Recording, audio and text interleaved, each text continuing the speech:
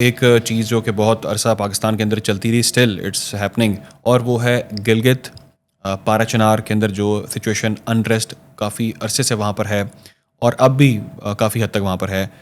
وہاں پر انریسٹ کیوں ہے؟ کیا ہم اس ایشو کو، اس میٹر کو، سچویشن کو سالو نہیں کر سکتے؟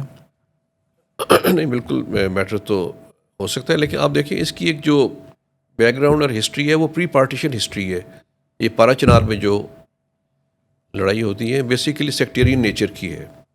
جب جب ایک وہ اکراس دا بارڈر کوئی سیکٹیرین قسم کی حکومت آتی ہے، چاہے وہ ایران میں آئے چاہے ادھر افغانستان میں آئے، وہ اپنے سیکٹ والوں کو سپورٹ کرنے کی کوشش کرتے ہیں.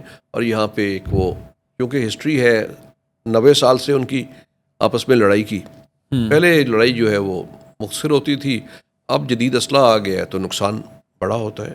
تو میرا خیال ہے اس پہ حکومت کو ایک اہم رول پلے کرنا پڑے گا، ڈی ویپنائز کرنا پڑے گا پورے ایریے کو وہاں پہ، اور بڑا اسٹرکٹلی ان کو اس کے اوپر کام کرنا پڑے گا. اگر ان کے کیونکہ پہلے یہ ہوتا تھا کہ ہم سمجھتے تھے ٹریڈیشن ہے، ہر کوئی ویپن اٹھا کے پھر رہا ہے، تو اس کو سٹریم لائن کرنا پڑے گا، ڈی ویپنائز کریں. اور آپس میں جو ابھی بھی حکومت نے اچھا رول پلے کیا بعد میں، جس میں پروونشل گورنمنٹ بھی آن بورڈ آ گئی، اور بڑی سختی کا مظاہرہ بھی بعد میں کیا گیا جب یہ کلنگز ہوئی ہیں.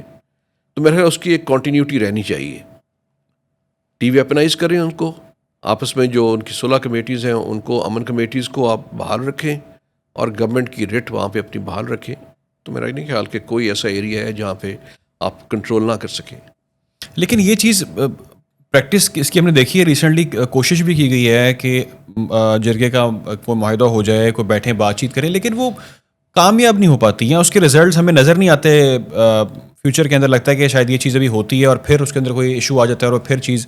کیا کوئی مسٹیک کر رہے ہیں ہمیں کچھ اور اس میں کچھ چیزیں ایڈ کرنی چاہیے، کچھ اور اسٹریٹجی اڈاپٹ کرنی چاہیے، یا ٹھیک ہے اسی پہ کام کریں اور یہ ہو جائے گا ٹھیک؟ دیکھیں، اسٹریٹجی تو ظاہر ہے کہ چینج ہوتی رہتی ہیں. اسٹریٹجی ایک موجود ہونی چاہیے، اس کو امپلیمنٹیشن ہوتے رہنا چاہیے، اور اس کو ریویو کرتے رہیں.